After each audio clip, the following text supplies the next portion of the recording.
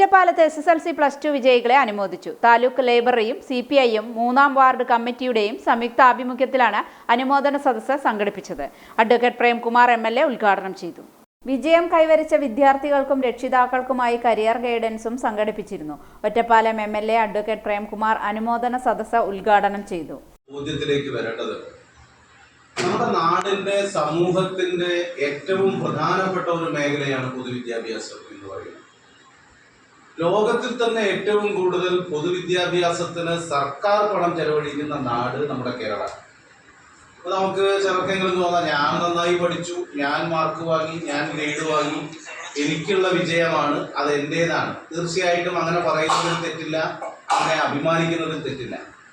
പക്ഷെ നാം കേരളത്തിലായതുകൊണ്ടാണ് നമുക്കിങ്ങനെ പഠിക്കാനായത് എന്ന് നമ്മുടെ മക്കൾക്ക്, രക്ഷിതാക്കൾക്ക് തിരിച്ചറിയാൻ സാധിക്കണം.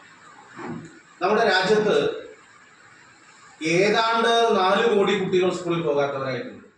Taluk library council secretary C. Vijayakumar അധ്യക്ഷനായ ചടങ്ങിൽ ഒറ്റപ്പാലം നഗരസഭാ standing committee chairperson T. Latha, K. Abdul Nasar, Varode local committee secretary PC. Soman തുടങ്ങിയവർ സംസാരിച്ചു. K. സുരേഷ് കുമാർ സ്വാഗതവും വായനശാല അംഗം PK. പ്രഭാകരൻ നന്ദിയും പറഞ്ഞു.